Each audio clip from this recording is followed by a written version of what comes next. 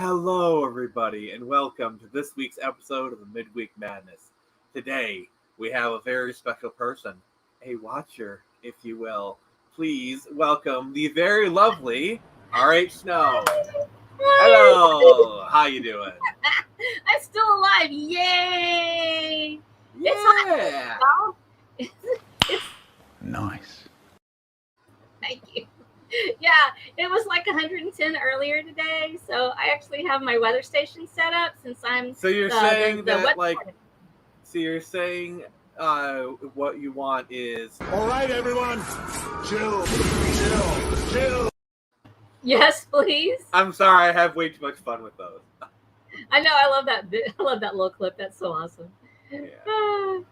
No, So- it's so- super so- hot here. So yeah, we've been fighting off the heat and everything, and we've been actually Well, to having be fair, several fires. you're in that area, so that does tend to happen. Yeah.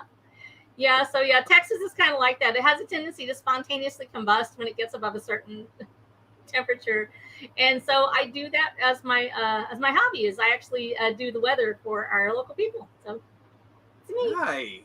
Nice. You're the weather girl. Yeah, I am. I'm the storm spotter, actually, storm coordinator for my little county.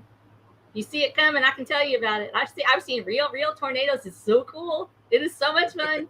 You should do it. It's a lot of fun. Yeah. My Yeah. only experience with like storm spotters is the movie Twister. Dude, it's so okay. It's so cheesy, but it's so true. It's like literally everybody else runs away. They're scared. All the storm spotters are like, "There's a cow." It's like everybody runs outside. Cow. I got Another cow. Oh, I think that's the same cow. Like, Yeah. It's like, so yeah, we yeah, actually that movie is great. I love it. Oh yeah, everybody I know is like that's their favorite movie around here. So it's the real deal out here. So tell me about your exciting developments, Nick. I believe you have a new character coming out, and her name is Screecher. Yeah, it's something I've been working on. I've been showing people. It's been really good. But like, what I'm more excited about is to hear what you got going on because you're the guest of honor here. Oh, thank you. Well, I always try to make people feel I know you. So you and I have been talking online for a long time, and I love everything you're doing, and I'm so proud of the work you're doing. It's like, look at that. He made a little cartoon. It's so cute. And it's so dramatic. It is so dramatic. So I really love what's coming up with Screecher. I like Samurai 2100 too, but Screecher I think is going to be one of my new favorites. So I'm really excited. Yeah, I got the feeling it's going to be a good hit. Like I've been getting back art from it, and like the art has been amazing. Let me just kind of start kind of talk about some stuff for a little while I pull it out. Kind of give me a sec. Yeah. So what have you been working on? Actually, I've been working on my 8th book, which is Watcher of the Damned, Trail of Travail. And of course, it fits into the whole series. The series is, and in fact, I put a few things out about it this week. If you don't know me, I'm R.H. Snow. Hi, coming to you live from the boudoir of audaciousness in my double white of doom. And I'm the author of the sci-fi western series, Watcher of the Damned, as you can see displayed for me right behind my head here. And it is a 6-book series. It's a long-running series. And let's talk about this panel for just a minute, because you've got Screecher up here, and I see that you've got her working on. Oh my gosh, she's got a motorcycle. Oh, so cool. Yes, so that motorcycle is called the Silver Bullet. Yeah. And it's based off of a 70s Harley Sportster. That was like the big inspiration. So these are the raw inks by Brian Pugh. And like this is kind of towards the end of the issue, like he's breaking into a new thing. Like I'm in love with these panels because like just like the shadowing and the work done, it's just so good. Well, so good. I love the slash flow where you're going. It breaks up that line where it's not just the straight panels.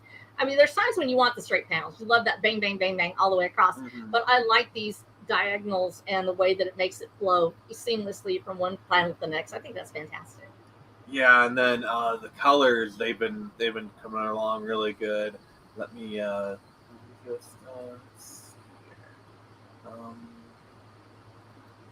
All right, I'm working with like dual monitors here, so it's like there. And then here's page 9. Oh, sweet! Oh, that's the reveal. The reveal of the suit.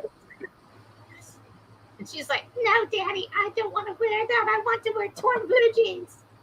He's like, "No, you're gonna be Screecher. It's gonna be great. You're gonna love it. And then Yeah, cool thing. this is page 7, which is like a few pages before that. Great color on this. Look at those browns. I see people don't use brown enough. I think really, honest to goodness, I love the deep browns, and that makes it look, it's a very organic feel to it, and it really brightens it up. From so many of us, me included, I love to go to black for everything. You know, it's like it makes everything pop. But when you use the browns, Check out the lighting on this page. Like, it's fantastic. That looks so great. It looks so good. So this is Scotty. He's Scottish.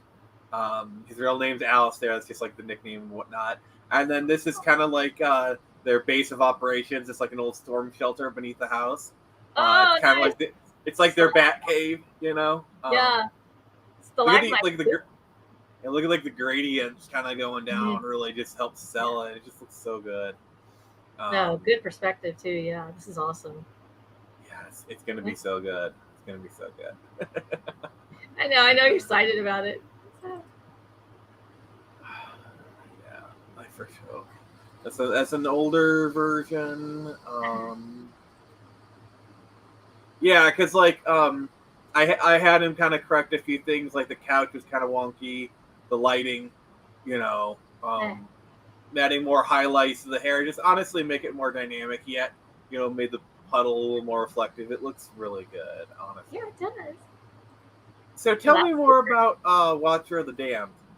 All right, so as we're talking about, Watcher of the Damned is a long-running redneck Game of Thrones style Fallout meets Texas and decides to start a revolution. Wait, in Game of Thrones, people already marry their cousins, so how much more redneck can you get? No, we're not marrying. No, you have a hard time getting a cousin in Watcher of the Damned because everyone's dead. I don't know if you've actually been listening to the news lately, but there was a story on about a place called Georgia Guidestones, and there was a monument, and people are just now learning about this. It was very controversial because it talked about elitist plan to take the world down to only 500 million people, and that would pretty much take out almost everybody else on the planet. That's not really the case. So the Guidestones were made in case society collapsed. They're like best practices in order to for a world. They weren't world domination plans. Like I've known of the Georgia Guidestones for a few years, and like so you have this thing in place. So you have 500,000 people, and there would be a world court, and there would be all these things. And so one of the premises I have is, what if the Georgia Guidestones, if that scenario became real? And so that's the basis for the world and the universe of Watcher of the Damned is actually taking place from the vision of the Georgia Guidestones. And then you have the question is, what if some corporation thought this would be a really cool idea, and then what if they really screwed it up? Just like, as corporations tend to do. That's correct. That's right.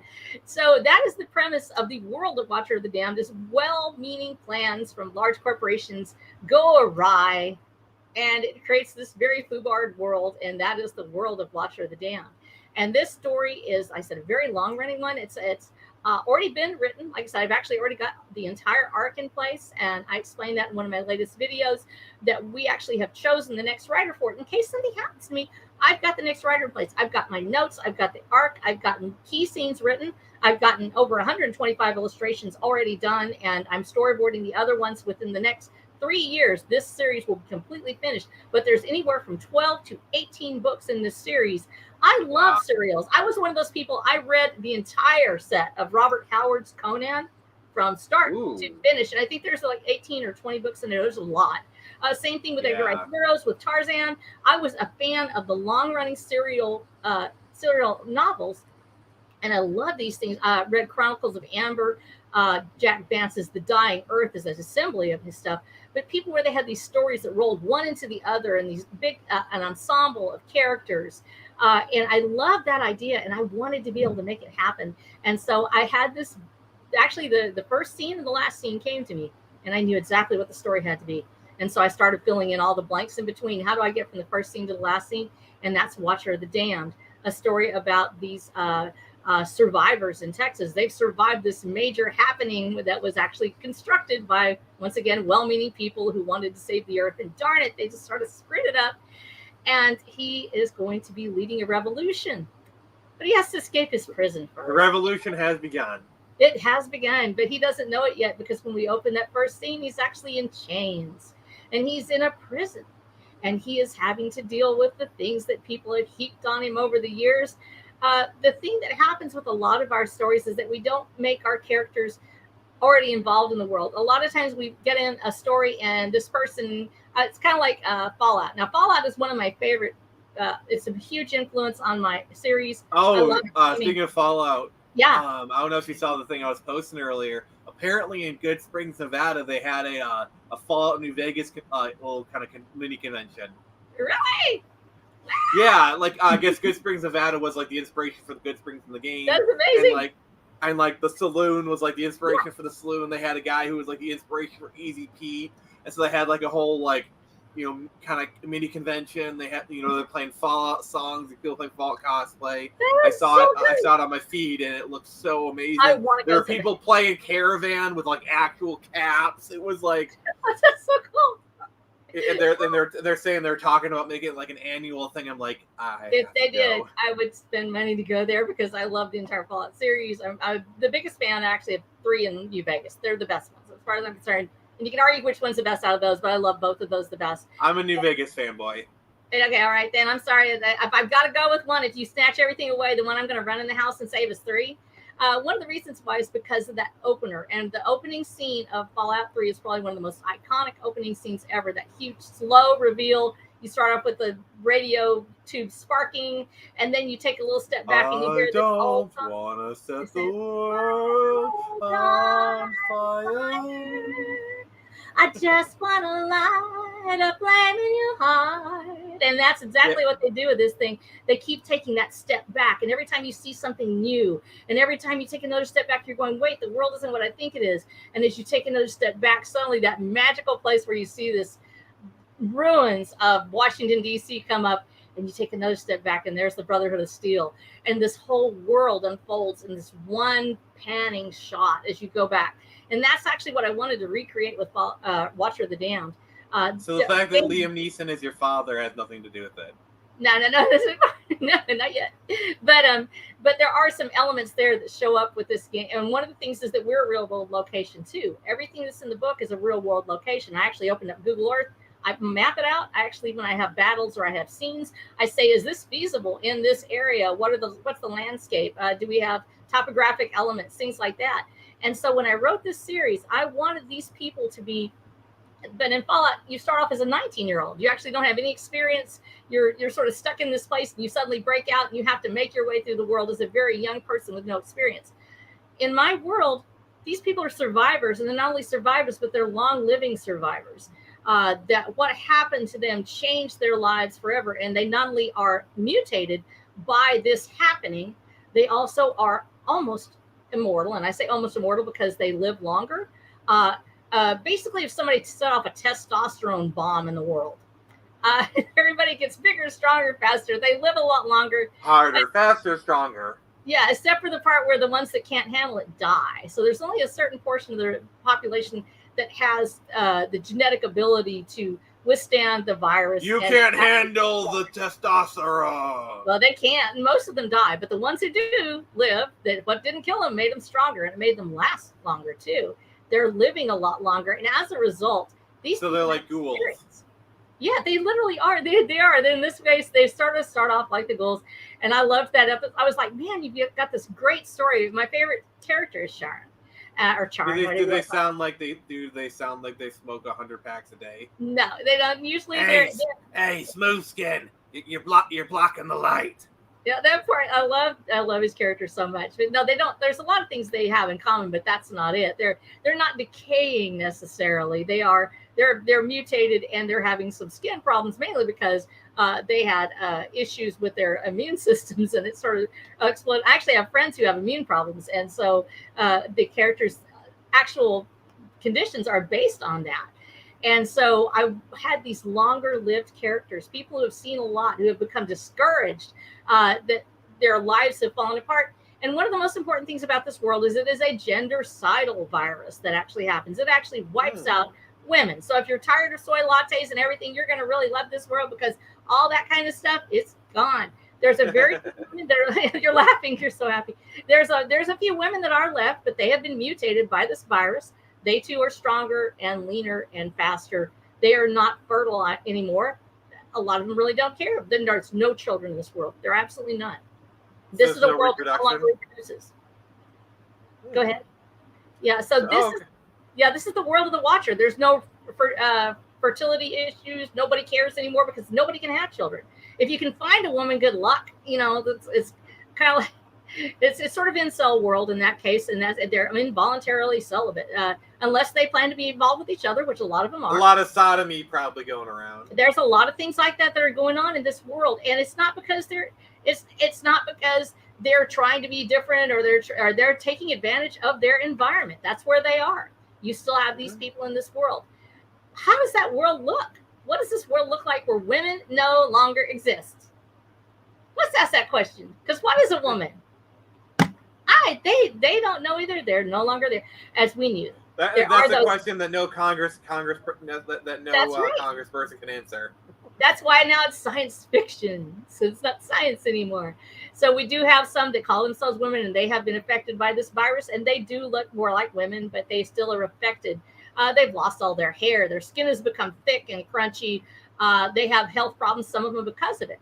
But at the same time, they're buff and big, and they're strong and beautiful, and they've managed to survive, and they call themselves survivors. And into this world, we have the Watcher, and he is a prisoner. He is a troublemaker, and he is the lowest man on the totem pole, but he's also one of the most dangerous people in this story, and they know it. There's a reason he's in prison. And so since I don't want to give a lot of spoilers with that, I will just say that is where the story starts. We are headed towards revolution. We start with one person, and we start with one person who is unhappy with the system under which he is living. Because like all of us talk about so often is it feels like the system is trying to put us down. And that's exactly what he's up against, is this unnamed, faceless entity that he can't even really describe, and he can't get any information about it. He only knows that this is the reason why he is in chains. He knows this is the reason why he isn't allowed to be out there in the public. He's forced to stand guard at this gate and do this, to not have any permanent lasting relationships except for the ones that are allowed him. And he is going to find a way out. At first, revolution starts with personal issues. I want something different for me. I want something different for my family or my community. And it starts to spread from us. We want something different. We find out that we can do it. We find out there's a way that we can do it.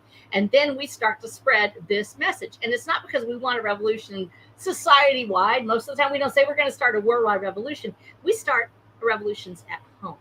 We start revolutions inside ourselves. Why do you think the fires are a symbol of revolution? What was that, dear? Why do you think fires are usually a symbol of revolution? You know, yes, because they destroy what's there before, and you start. And they start small and they spread. That's right. So yeah, that's a really excellent analogy. That yes, it starts with a spark. Start the fire, and it's always burning. Since the world's been turning. Yeah, because it's so good. I'd love for Billy Joel to create an updated version of that song. I wonder if he's going to do it. Yeah, you have this situation where I think that a lot of Watcher the Dam does parallel the frustration. Everybody who writes, they can say that the world around them isn't affecting their story, but it always does somehow. Frequently, Tolkien would say that he wasn't writing a story about World War II. He was actually writing about he used his experiences from World War I as an ambulance driver and as a soldier. And he incorporated those experiences in. Well, a lot of that societal frustration and one of the things that I learned when I was on 4chan because I went up to 4chan. I was on Poll, a few other places. I was actually doing research for another area that I have that I was working. And I became, to a certain extent, a part of the community. And there's a lot of crazy stuff out there. It really is like the Wild West. You have little clusters. Especially B. Yeah. Huh? Especially B. Oh, B. I don't go there. No, I don't go there. I don't go to B is literally the cesspit of the internet. You don't go there. You don't go there unless you're doing an investigation. And if you are, you want to make sure you have your VPN on and nobody knows who you are. I was actually doing. It's not that bad. It's not that bad. I'm not really into that part of it, so I would say that way. But going Like up on I've pole, scrolled B sometimes. It's the worst you'll see is like some male genitalia or whatever. yeah. You know. Well, yeah. Well, the people don't realize 4chan is not just one thing; it's a bunch of different boards. It's a forum for a lot of different boards. And so, That's like saying Reddit is one thing. yeah, it's not Reddit. There's 4chan, but then there's the different boards, and so you go to Poll or you go to Anime or whatever. You'll go to the one you're wanting to head to, and you look at your whatever it is you're looking for. And there's places where there's some serious discussion about. There's been several times that I've been on either Poll or some other place, and somebody would be talking about just giving up, that they were tired of life the way it was. And we would actually, just because you don't go on there, you know that you don't say you're a woman, you don't pretend like that, but you just go on and just talk. It's okay, brother. You're going to be all right. The Anons, there are a good group of Anons out there. They take care of each other and they look after each other. And they're not Nazis or something else. There are some that are. Just, put them over there from there. The ones I mean, that yeah, are they're an there, odd bunch, but they're not bad. Yeah. Like seriously, Yeah. I've gone on 4chan many times. You know, Yeah. like honestly, they're the worst you can say is that they're shitlords. That's the worst you can say about them. Yeah. So in this case, that are edgelords, and actually there are some references to 4chan in my series. In fact, so the chanters, if you look in there, you'll see yourself. They show up, and because I found that reading their experience, it gave me a different perspective, what it means to be 20 or 30 years old, and you're just trying to make it in life, and you're a guy, and you're just like, nobody's listening. Nobody wants to hear your side of the story, no matter what flavor you are, no matter what color you are. The male experience right now is a lot different than it was 20 years ago. It has a lot of... and honestly, speaking as a guy, Yeah. it's something that most women either don't understand or refuse to understand. Yeah. Because I'm sure you've heard like, oh, being a woman is living life on recruit difficulty, living life on easy mode, and it's a bit hyperbolic, but it's also kind of true. Because like women do have it a lot easier in a lot of situations. I'm not saying, I'm not trying to sit, there's a thing called the pussy pass. Now, don't tell my church people I said that. There are people who literally pull it out. They want, okay, I have been a volunteer firefighter. I was a first responder. I'm EMT certified. I know exactly what my limitations are. I don't go in and tell people I'm not going to pull that 270-pound dummy, but give me the job. I was doing it as a volunteer. I did what I could do, and I knew what I couldn't do as a woman also, because I know my own limitations. Mm-hmm. Anyone of either sex, regardless, they should know what their own limitations are, and they should go and being honest about it. Say, I can't do this thing. I may need help from you. And if I need to ask you for help, I need to be respectful of you and not just treat you like you're my, bag boy or something. It's like that whole controversy we had about 5 years ago when the military were like open, or were talking about opening up all combat roles to women, and like people, and a lot of the people were like, no, because we got to trust that, like, when we go to combat with someone, they got to be able to carry me out, because they expect, like, I got to be able to carry them out because I expect them to do the same for me, and it's like, if you have a woman who can match the same physical requirements that men can do, I don't really see a problem with them allowing them in. But if they can't, why should you lower the standards? Well, and actually, that is what most women who are actually real feminists will say. Real feminists will say, as a woman, let me go in and let me challenge myself to do that same thing. If I meet that standard, I'm in. And that's what I've known women who have been in the military who actually did a combat role. And when they did it, they met all the requirements. Because in my opinion, like the way I see it, if you can fulfill the same requirements as a man, then there's no reason why you shouldn't. Yes, that's called equality. That's actually where I equal the standard.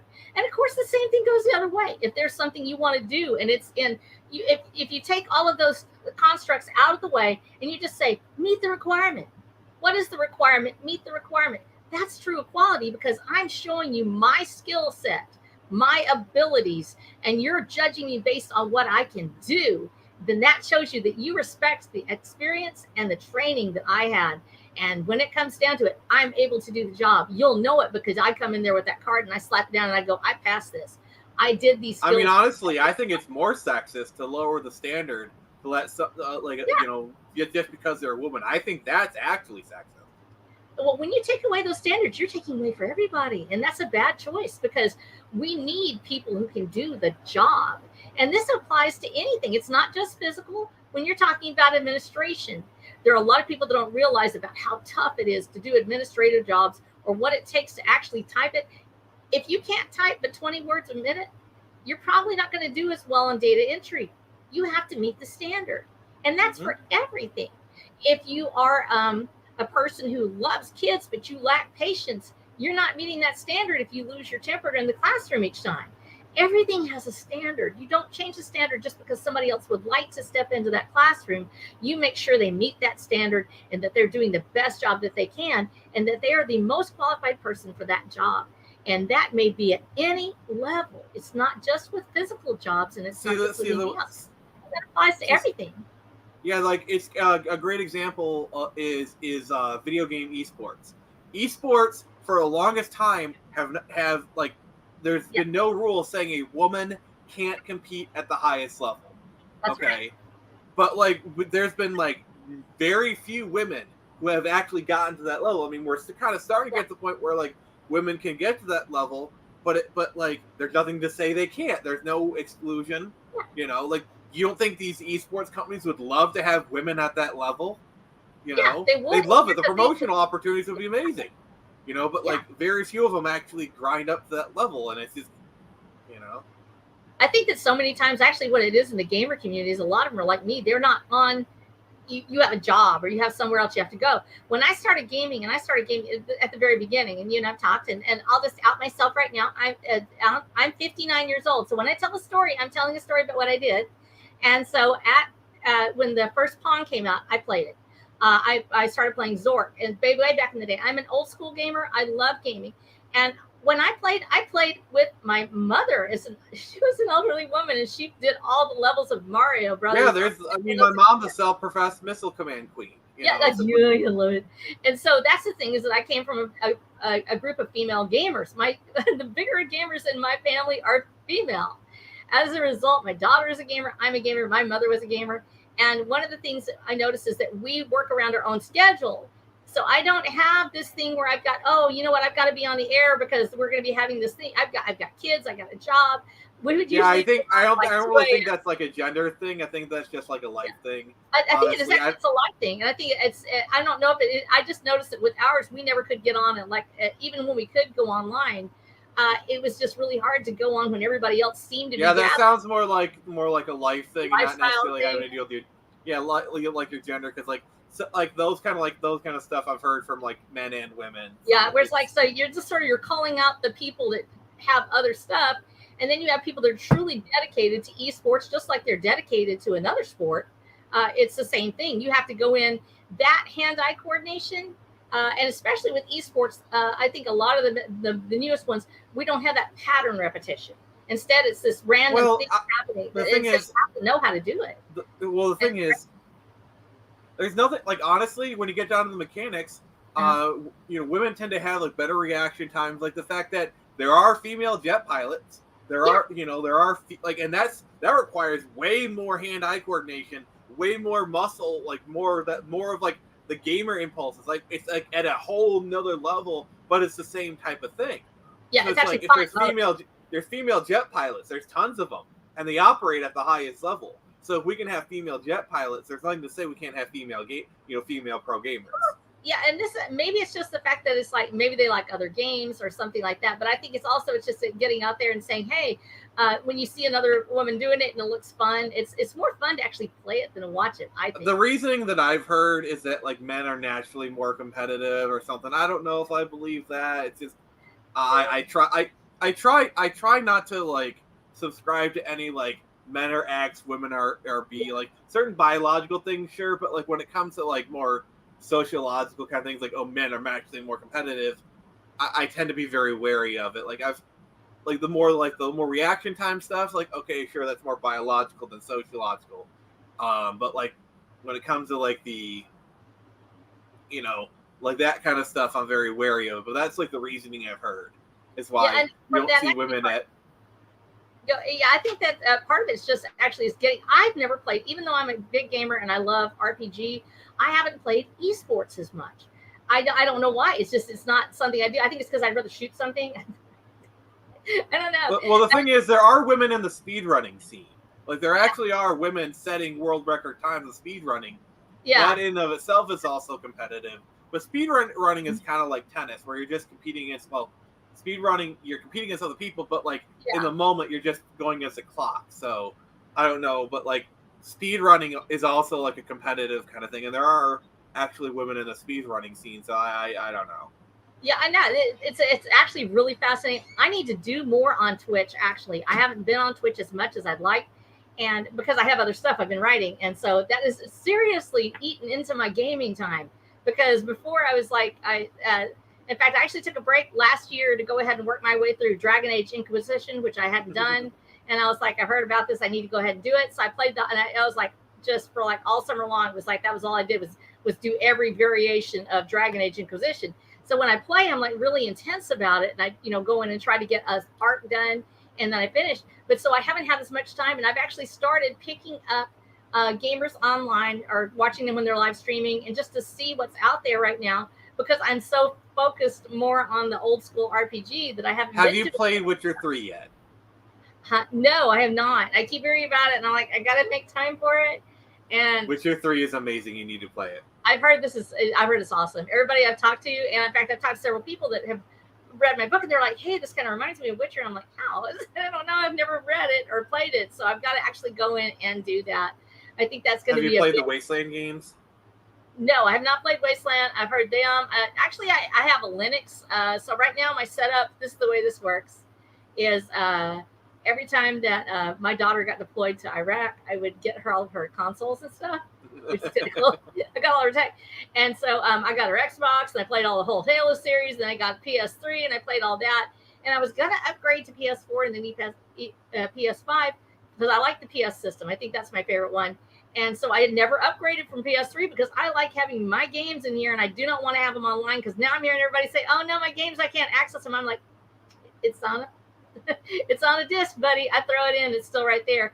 But I have a Linux box also, so I run Linux Mint on my computer, and I've got Steam, and so I decided I was going to do that. And one of the ones on my list actually that I have is Wastelands, and I have what was the other one?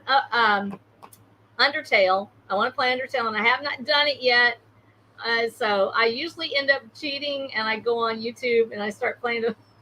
I watch everybody else play, and I'm a huge Minecraft fan. If I just want to blow time, like I'm just like I get to a point in the game, or let's say I get to a point in my writing. Actually, I'll hit a writer's block because I have a certain thing. I will actually go into Minecraft and I'll kind of construct a little scene like that, and then I go get blown up by creepers because. Yeah, I'm a big PC gamer. I've been playing a lot of Cyberpunk 2077 lately. Let's see here. What's on my PC? I got Star Wars: The Republic. I've just been doing an LP with that one. Oh. Yeah, I've been doing that with Comics League. That's been pretty fun. Oh yeah, I gotta what you. So you're streaming your gaming too, aren't you? Yeah. We record it, then we put it online. But I have tried streaming before, but like not many people showed up, so I kind of stopped doing that. And then it's kind of hard. I go in and I'll hop in. Like Simple Jack's got a Battlefield 2042. And I hop on that and I'll look at that a little bit and I'll just say hi because I can only live for a little bit because literally I'm writing this humongous series, which means that if I've got a 3-year timetable, I'm actually supposed to be writing around 5,000 to 10,000 words a day. And so I'm like, really? Jeez. I know, it's a lot of writing. And so it's really been hard for me. So I usually just get a little piece of it. So I've actually been overlooking at your stuff and I was saying, oh, he's playing this. And so that's how I'm getting my gaming in right now. And you just can't give it up. Once you start gaming and it's in your blood, like it is with us, it's how people don't realize when they don't game. And I've heard people my age that are like, "Oh, video games are bad for you, and they create violence and blah blah blah." No, it is a world. It is a story, and you're part of the story. You get to do it, and it's a lot like the same thing with RPG, with role playing games.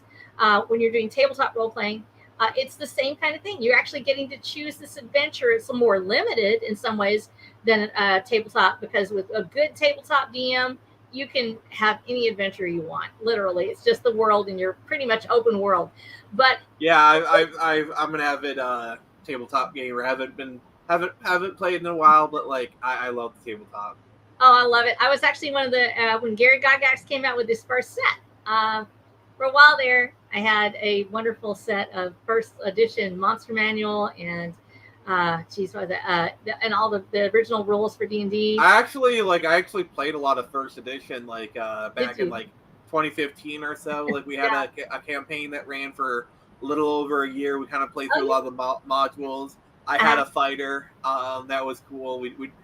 I had some cool adventures. I have stories of that. That was a really fun time for me. It's kind of special, honestly. Oh yeah, I love D&D. In fact, I actually did DM a couple of times, and I found out that I'm a Monty Hall DM. I'm not supposed to be a Monty Hall DM. That means you give away everything.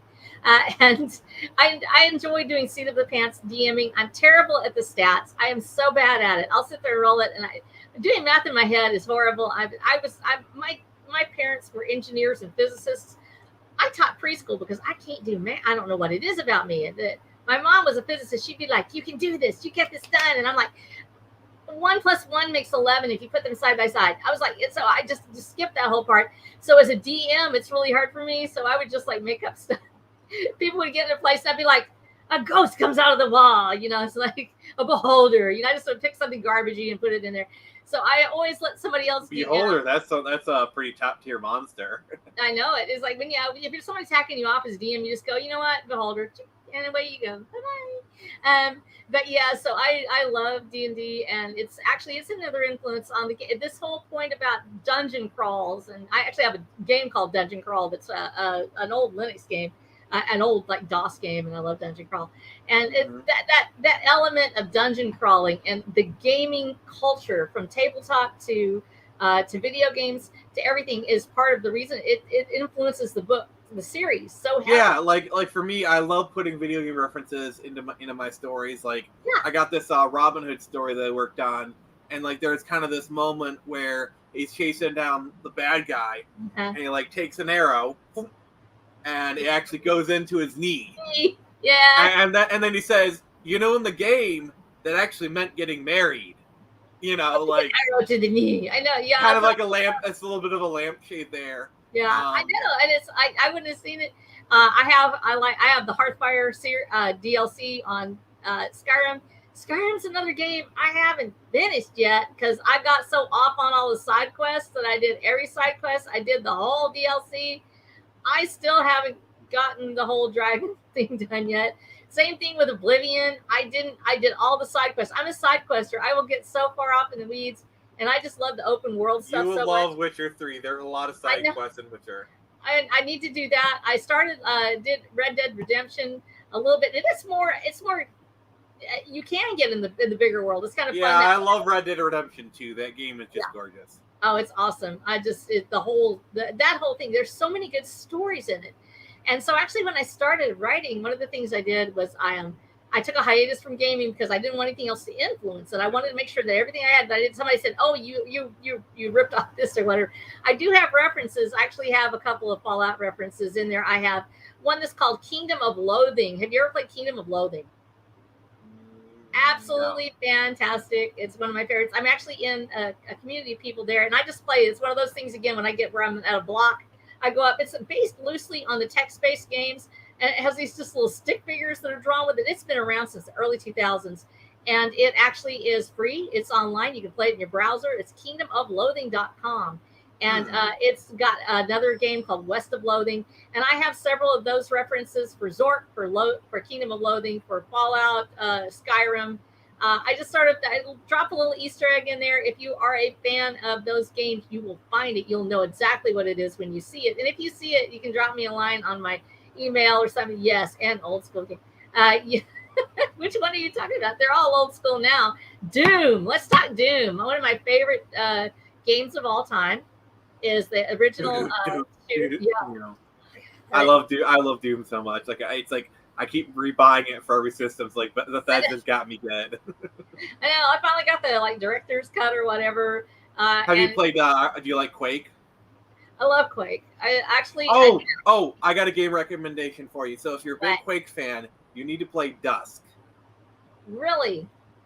So Dusk is so basically a lot of those the shooters from the mid to late 90s, they have a category now. They're called boomer shooters. It's like a style of gameplay. And okay, boomer. Dusk is basically, like a game is if it was made in 1998 off the Quake engine. So it feels like a Quake engine game, but it's very horror based, like a redneck cult kind of thing. Yeah, I haven't played it yet, so actually that sounds like a great thing. So I'll put Dust into my list because it should be on Steam for Linux, and I should be able to pull it down on there. And what's the other one? One that nobody seems to reference that I absolutely love is called Blood, and it was great. It was like 2003, about the same time that we came out with Doom, and it's basically an undead cowboy that goes and decides to kill Satan. And it's just from top to bottom. It's just disgusting. You kick a head and the blood spurts everywhere. It's great. It looks like it was so disgusting that when I got pregnant, I had to quit because it made me sick. And I was like, and then I went back and played it after I had my baby. I love those horror based games. So I have a treat for you. What? I'm booting up Dusk right now. No, let me see it. Yeah, I'm booting it up. Then I'm gonna share my screen and play it. Let's do it. All right, let's see here. Stop screen, share screen. All right.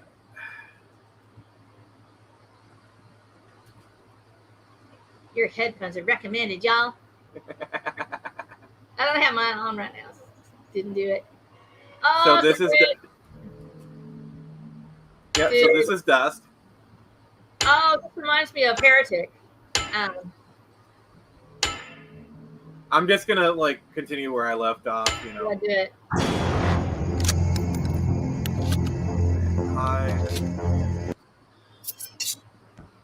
No, this so reminds me of Heretic. I don't know if you ever played Heretic. It was a lot of fun like this too. It had a lot of the same elements.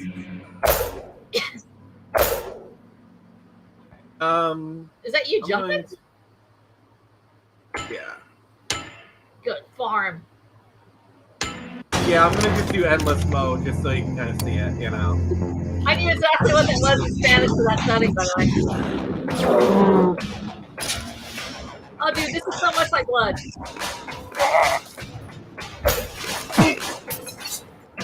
Oh, nice. You're using the sides. Big bear shotgun. That looks like a 12 gauge. Oh, nice. Is that a rail gun? What are you using?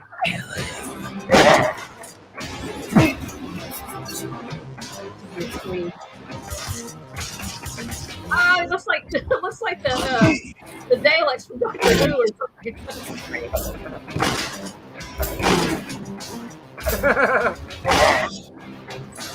Oh, just lay that right there. I'm gonna find this online.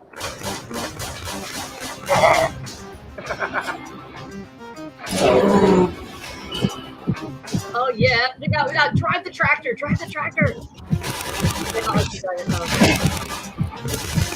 Oh, there's that. No, we don't need Jason here. Get out! Oh no. Looks like the Nightmare on Chain Street, chainsaw, whatever dude from the Texas thing. Oh, dead. Get on the sweet snacks. What are these wizards, Nick? Let me turn down the sound so I can hear you more. Yeah, are those wizards? I saw the shotgun. What is that other thing? Is that a rail gun? The racist wizards. Oh, okay. Yeah, I'm doing endless mode right now. Oh, yeah. Yeah, it looks like the Chainsaw Massacre guy there. I'm like, no, I don't need him in my house. Oh, there's a Klansman. Get in, please. You're the Klan. Oh my gosh. Oh, this feels a lot like Blood. It's brought from that same area. Blood and Heretic. Yeah, it's definitely inspired by.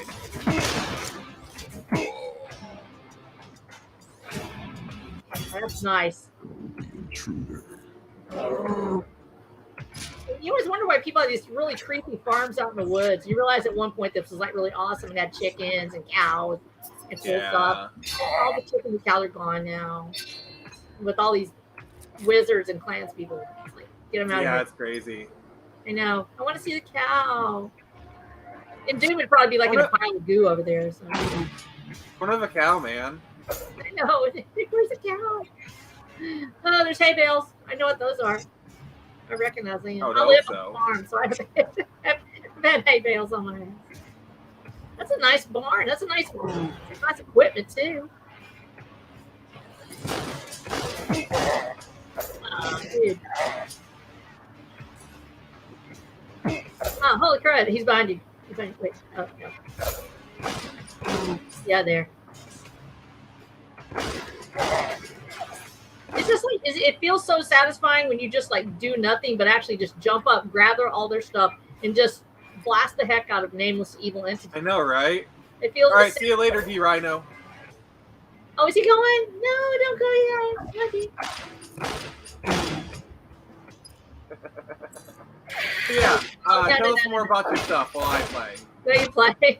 That's great. Yeah, tell me more about your stuff. Actually, one of the things that I did in the book, so we have a lot of combat and fight scenes, and one of the things I do when I did gaming, I would actually go in and I would crank up a game that has similar setup, I would use it to stage fights or scenes. And so using the body mechanics of it really helps if you've got a really good engine and you've got a good game. Because there's some of them, I mean, like, Grand Theft Auto, you ragdoll and you just fly forever. Oh, I love Grand Theft Auto. I know. I know how to play it, but it's awesome. But so if you have really good mechanics on it, one of the things I kind of appreciated about Red Dead Redemption is it actually had a little bit better body mechanics on it. Like if you're pulling up on something, it's not just magically easy or whatever. Like all the Lara Croft games, it's like she'd be hanging on by her fingertips and she'd still be able to do it all the time.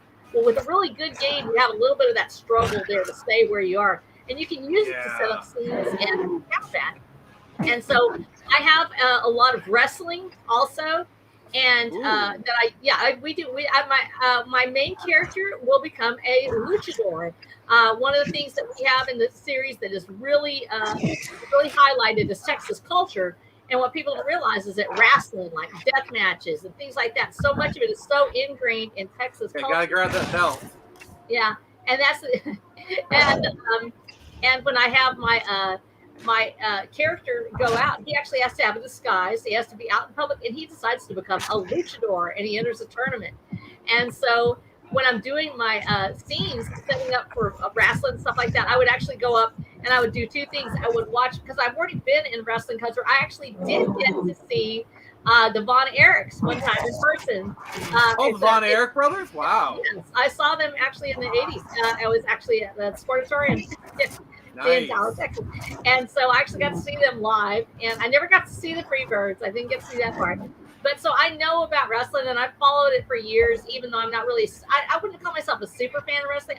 I know about the art of kayfabe. It's American, kind of like, it's like operatic theater is what it is. And so I love the art of kayfabe. It's a soap opera. Yeah, it is. It's a soap opera. And I put that's part of that basis where we have the soap opera elements in the books and people facing off, and they're going to meet in the ring or they're going to do something. And so one of the things I did is I would go up and I would study wrestling online. And I know my new guys, I know. But I wanted to do something old school. And so in Luchador and in Texas, this is another guy that's famous, is El Santo. Rodolfo Guzman actually he's a Mexican wrestler from the 60s and 70s and 80s actually, and 50s also.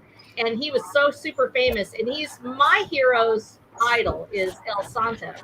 And so I would watch him in the videos. And I also have been looking for a game that has El Santo in it, because there's a lot of wrestling games. I don't know which one has El Santo in it.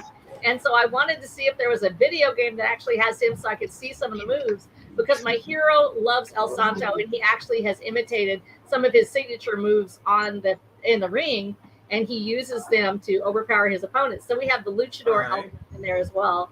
And so I've been looking for a game like that would actually help me sort of set up some of the scenes so I could do that. And I may have to buy a wrestling game. So if you've got one in mind, tell me who it is now. Really, what game is it? It would probably be one that has the wrestlers in it, like WWE or something like that. But I want one that actually has El Santo in it. I can't find that. I haven't seen that yet. I mean, there's like creator wrestlers. Huh? There's one that has like creator wrestlers in it. You create them. Yeah, that's true. I guess I could do that and see if I could like imitate his moves and stuff. I think there's like the camel and there's like a flying spin that he did that was really like this one of his signature moves. Like Jake the Snake had the DDT and he'd go down and do an atomic drop. And so I know it's really sad because here's the truth. There used to be a thing and it was called Mid-South Wrestling. Nobody knows. I heard it. I watched a lot of Jim Cornette stuff. Do you really? So you know about it? Yeah, he has a YouTube channel, so it's like, yeah, he talked about it. Oh, I love it because it was Hacksaw Jim Duggan and Midnight Express, you know. Yeah, there was like this more local stuff, and so I grew up watching that because that would be the only thing on a Saturday. You'd be super bored. You'd be like, the cartoons would be over, and you're like, I don't want to watch golf because golf is boring. I'm sorry if you love golf, I love you. I'm proud of you. But watching it is like watching paint dry. And so I would end up watching wrestling with my brother. And so we would like sit there and watch Mid-South. And it was like, be there, you know, Sunday, or whatever. They would have a big old setup. And so that is such a huge influence on my storyline because that sort of drama, that soap opera, lucha type style of work is so fascinating to me. And they have so many great lines. And so it's part of the whole storyline is that he works his way up into being this luchador so he can travel around and nobody will know who he is. And he has a mask. Well, that's what the mask helps, certainly. Yes, because after all, and one of the things that people don't realize, and we've heard about this with some other folks, there are people who take on the mask and it becomes their life. El Santo, much like Clayton Moore with the Lone Ranger. There was a guy back in the 50s who actually played the Lone Ranger so much that he became Lone Ranger. He refused to go without his mask in public. El Santo was much the same way. Once he put on the mask, no one ever saw him without the mask again until the week he died, and he revealed himself on public TV and then passed away from a heart attack right afterwards. The mask I remember watching the video of that. I saw that. Yeah. So because crazy. El Santo was such an honorable man. He literally lived his life with a dedication to the mask. So I have a lot of other Easter eggs in there that are related to wrestling and here's the reason why there's all of these threads, gaming and wrestling and stuff like that. They're part of the Texas culture and the Texas history. And we don't think of gaming as part of our history, but it is now. It's been around for 50 years. And so in Texas, we have a huge gaming community. We have this wrestling community. People who have known it. I've known people who actually were wrestlers who were asked to go into the business, and they ended up becoming other stuff. And so I wanted that whole Texas experience with all the drama and the bravado and the machoism and all of that stuff. And also Texas folklore includes cryptids like chupacabras and things like that. So we have this vast panoply of not only these characters who are influenced by wrestling culture and gaming culture, but also by the original histories of Texas and cryptids. And so we have a whole host of monsters that show up because of this mutation that occurs in Earth and because of a few well-placed genetic experiments. We have these monsters called goblins. And we also have some other monsters that are out there. I won't give some very many spoilers, but we do have things called Squeeches and Skeeterzoids. We have here in Michigan, the best thing we got is the Dog Man, Michigan Dog Man. Oh, geez. Oh, yeah, I've heard about that. Our Mothman, the Jersey Devil, those kind of things. Oh, yeah, I love the Jersey Devil. I've read a lot of stuff about him. Oh, yeah. So cool. Yeah, and that's what we wanted to introduce that because when you talk about the history of a group or a state, Texas is not monolithic culture. It actually is, you have the Latino influences from the Valley, and you have the African-American folk tales from East Texas, and you have the West Texas cowboy culture. And so all of these different monsters and creatures of the dark and the horror stories that come out of that culture are incorporated into Watcher of the Damned as part of Texas culture. And so we wanted to do those monsters with it. So if you can imagine having wrestlers that actually could go up against monsters. So we have this in the story as well, because when you're fighting a revolution, you also got to fight everything that's out there in the wildlands. And you don't know what you're going to have to do next, but you might have a chupacabra show up and you may have to wrestle him. Don't know. So I love stuff like that. I love watching these games because it gives me ideas for how I want to set up a scene. And even though you need to get this game. Oh yeah, I need this game. I do because it reminds me so much of Blood, and also Doom. It actually is. It's like that. Yeah, I mean, it's made it to be a lot like Quake and whatnot. Did you? What year was it brought out? A few years ago. Like. Is it really? So it's a newer game. All right, so it's not on Good Old Games. I'll have to go up and look it up. I'll pull it up, and I'm actually gonna see if I can put it on there. Is there a 2-player mode? Maybe. Or online? Dude, if you were playing this and I would play it, I would like be up there and I'd be like shooting on things. Yeah. One. Another game that I recommend. It's kind of in the same vein. Like you need to get. Well, first off, you need to get Doom 64. Let's see here. I don't have it on my PC. I do have it on the PS3. I think, or not 64. I have all the other Dooms. All right. Have you heard of Ion Fury? No. Is that for this the Gears? This one is made using the build engine from Duke Nukem. Oh, baby. Nice.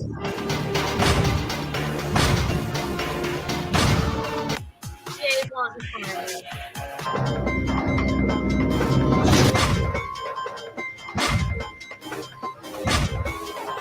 Setup. I love this format. I think it's cute. I like the way it's set up with it. I spray, you pray. Yeah.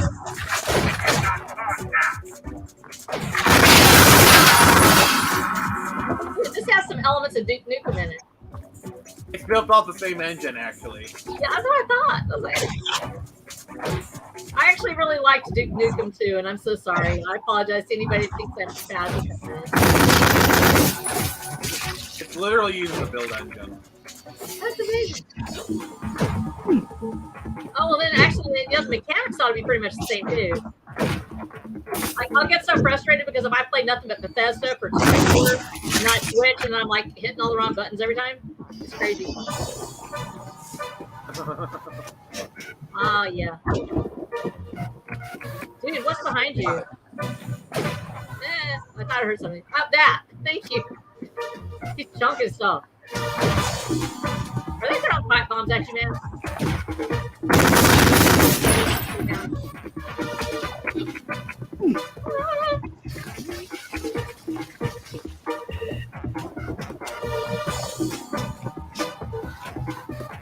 I was going to say there ought to be a health pack around it. Yeah, I've already kind of had some progress in this area. You can't pick it up.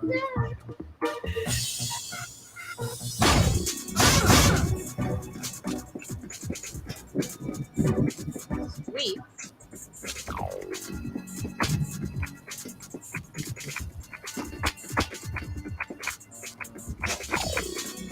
Feel sad because I'm trying to read all the graffiti. Yeah, my favorite thing on these type of games actually is I like the hidden access.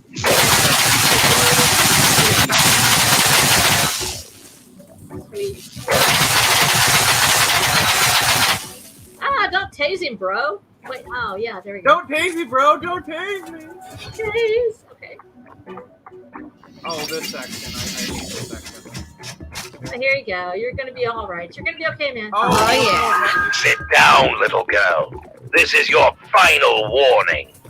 No. What are you gonna do? Send me to my room? Yeah, you need to shoot him. Shoot him up. Wait. It appears to be pitch black. Say my name. They're disgusting. I'm okay with spiders, but I don't like spiders.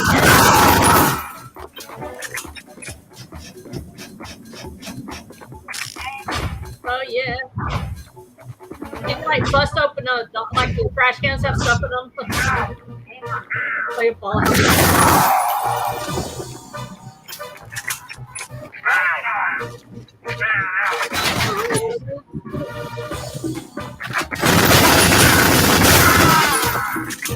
What is it with people in hoods all the time in these games? Like every one of them's got a hood on. Like, feel like your hair or something.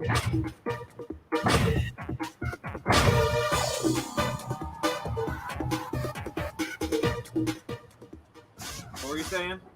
I was saying, what is it with every game? There's people in hoods. It's like all of them. Like nobody likes their own hair. They have to wear a hood every time.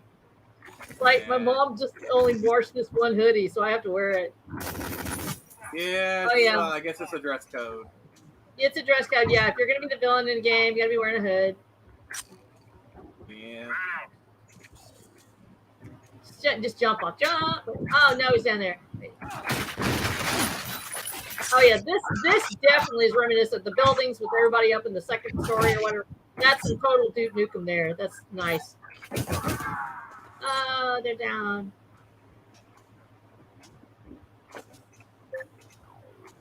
See, now you're making me want to just play games. It's like I'm Satan coming sorry. saying, "No, you're fine."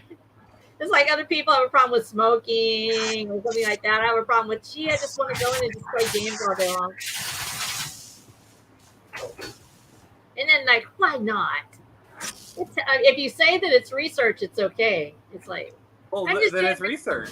yeah, it's research. I'm doing research for urban warfare because we do have an urban warfare.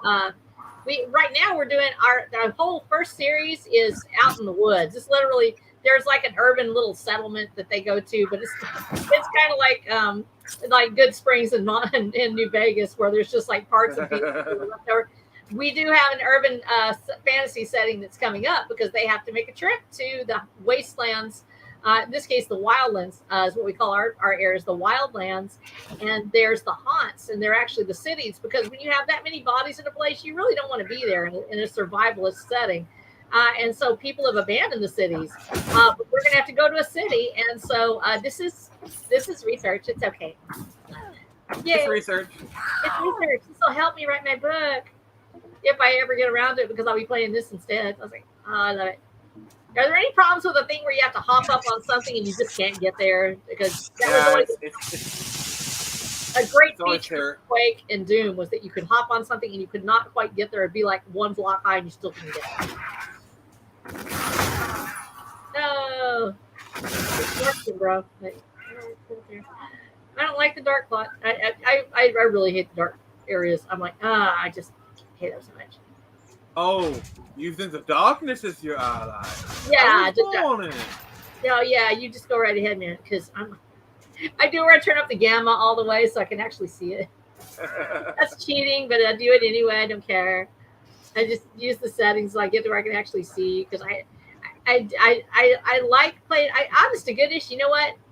All these games, I can handle it. The thing that scares me the worst right now as a gamer is being in Minecraft and a creeper just shows up and blows up everything I just built. That to me is scarier than anything on Doom because I could always revive and come back and respawn from Doom. Well, I respawn in Minecraft Hardcore and it's like everything's gone. This creeper just trashed me, and I lost all my junk. So yeah, it's like the most stressful game I play right now is probably Minecraft. I've actually really got to get because I've just been playing with that the whole time, and I was like super kind of upset about Technoblade, and because I watched him. Oh yeah, I saw that video his dad posted. I know, and that was so sad. Yeah, I cried. I know, and I'd actually just watched the hide and seek episode he had with Mr. Beast, and I was like, "Hey, that's so fun." And then it's like, dude, he's dead. He's not even like it's literally not as old as some stuff I own. And it was just really sad. But I was really glad he had a great life and he had so many fans and it was so awesome. And I think that's part of what we miss as gamers is the fact that we don't realize what a community we really got. And that sort of connects it. That sort of takes it back to that whole thing with 4chan. One of the things is that 4chan, when you get on there, you talk gaming or you talk about other stuff. Eventually you talk about other things too. And you're right about one thing. 4chan is one of the best places to learn what is that mindset of what men are going through right now, what guys are going through, and it's not easy to describe. You just need to read and listen, and when you read and you listen to the voices of people that are they're excited about things, or they're hurt, or they're depressed, or they're lonely, or they're glad because they found something they really love. And when you hear all those voices on 4chan and you combine them together, the good stuff, and you push away the bad things, you push that away. I'm not going to say bad things don't happen out there because they do. It can be really aggressive. Like I said, it's the Wild West. But there's also great people on there. And if you don't go in there just strutting your stuff, going, I'm a woman and you have to listen to me. And instead you just talk to people, they talk back and you learn so much. And the book is actually written from that angle of view. It's about, and yes, there are differences between men and women. I'm not going to say there's not, because there are. There's some big ones. But, and a part of this book, one of the reasons it's actually considered controversial, this whole series is considered controversial for a reason, because it actually does ask, before this ever became a thing, it wasn't supposed to be prophecy, it ended up happening. I said there'd be a pandemic. It happened right after I wrote the scene. I was like, what the heck, y'all? Honestly, predicting a pandemic, it's not as revolutionary as like people are trying to say, like, oh, worldwide pandemic. I mean, it's not like we haven't had those before. Like, seriously, like predicting a modern day pandemic, like, seriously, it's not that hard of a stretch to imagine. Like, we've had pandemics throughout history. You know, like we had the Spanish flu epidemic after World War One. You know, the plague. So it's like a modern day pandemic situation is really not too much of a stretch to imagine for an author. So it's like, I just don't. I feel like people be like, I predict the pandemic. It's really not that hard of a thing to predict, in my opinion. But I wrote about it, so I'm proud. So I didn't just say it; I did it. And so I'm not trying to diminish what you're saying. I'm not trying to diminish what you've done. I'm not. Yes, you did. I'm going to cry now. Now, actually, one of the things that happens after I wrote it, then suddenly everything shut down, making it almost impossible. I mean, the pandemic was good for me because, like, I finished my novel, so. Yeah, you did good, and it's like, well, actually, this is when I wrote it. I actually wrote it because I was responding to my own physical situation. I was so bored. I was like, I'm going to write a book. And so when I wrote it, one of the things that came out was that when I wrote it about men and women, it wasn't an issue for me to say, this is a woman, this is what happens to them, these are the things they do, this is what makes them different. Now it's controversial. So it's one of the things that I'm really proud of, the fact that we went ahead and we just plowed through without a publisher. I didn't even try to find one. I didn't even look at finding a publisher, because I said, you know what, if they're going to think this is controversial, I don't want to have to go through a sensitivity reader. I'm really proud of you. If you're a sensitivity reader and you are doing a great job, that's wonderful. But I don't want to. I wrote a book. I wrote it the way I wanted to, and it has things in there like the word woman, and it has the word man. It talks about relationships between men and women, and there are other relationships that are in the book, but because that's not my area, I don't believe in sensitivity readers. I feel like the whole thing is just bullshit. It's like, you know, that really is an editor's job to say, hey, this content is too far. Like, hey, you shouldn't put this in there. Like, that's just like the whole sensitivity stuff. That's wrapped up in an editor's job. Like, there shouldn't be a dedicated job for it. It's stupid. It's not something that needs to be a whole dedicated thing. That's literally part of an editor's job. Well, it is. And here's the thing. As a writer, let's say as a writer, I go in and I say, I want to write about Japan. If I'm doing my job right, I talk to somebody before I write the story. And I talk to them about Japan, and I say, I want your input. Read my story. Tell me what you think. Reason. So one of the things I decided to do when I was writing this is I'm going to write about Texas. I know about our culture. I'm a 7th generation Texas. My grandfather came over here and died in 1815. So I'm here before the Republic. And I've got all that stuff. Do you have any relatives that were at the Alamo? Yes, I do actually. Wolf. His name is Wolf. He actually died at the Alamo. His name is on the list. He was one of my great uncles. I also have a relative that was at San Jacinto. We also have a proud Tejano culture in this country. Actually, that people don't realize that the Latinos were a huge part of the Texas Revolution. They actually, the first vice president of Texas was Lorenzo, and he actually de Zavala. And he not only created the first Texas flag, he writes the Texas Constitution. So the Hispanic and Tejano culture is very strong in Texas. Those of us who have lived for all these centuries know this is not an Anglo thing. This is a Tejano thing. This is a Texas thing. And when you've been here long enough, you're comfortable with that. You know about it, and you're proud of that heritage that we have. And so I know about that part of Texas history. I know the struggle that we have later as people start trying to make it all about one thing or another thing. And there's terrible things that do happen in Texas history, the Trail of Tears and the treatment of the Cherokee population, how Latinos were trying to get pushed out in later generations when they came in. Those things have to be addressed. But Texas is still all those things. We all together are Texans. And I write from that trajectory as a Texan, writing about Texas and Texas culture, and having lived it over the last 59 years of my life, I've got a pretty good grasp of it. So I didn't feel a need to go out and get a sensitivity reader. I didn't need to like do I'm that. sure, like I'm sure we can kind of go on like this for a while, but like we've been streaming for about an hour and 10 minutes. Oh, I kind of really? want to wrap things up. Wow, that was fast. So any last words you want to say? Yes. When I'm talking about, hang on, I've got my little person. Art and everything like that. We do want to talk about art. Part of the art influences actually are taken from. I have a Texas artist, and she did all of my art for the covers. And one of the things we did is that we've actually lived inner city. We've done a lot of inner city work, and my artist actually had seen a lot of graffiti art and a lot of the murals that come from the Little Mexico areas of Dallas, Texas, and other places that were in west of Dallas. And just that art was so extraordinary and so beautiful. So we actually have that as part of our influence for the series itself, and art that shows up on the covers. And I also do the art inside. We have the illustrations. And so that's part of our Texas heritage as well. And we have that. We also have Texas music.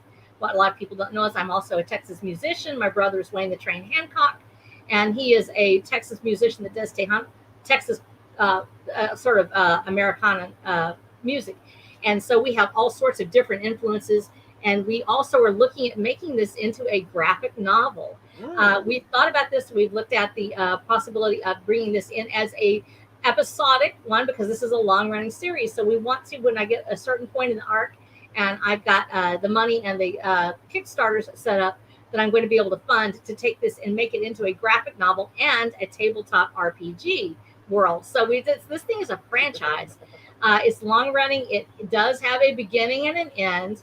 And it's about, in the very end, it really is about people and revolution.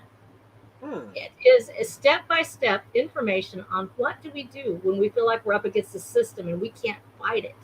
How do we overcome those feelings? Nice. So even if you're not a Texan, even if you're not a person who really thinks that way, I tapped into that angst from 4chan, and I said, you know what, this is really something we need to address as a society. There are people who feel like they are powerless against a nameless, faceless entity that they can't fight off.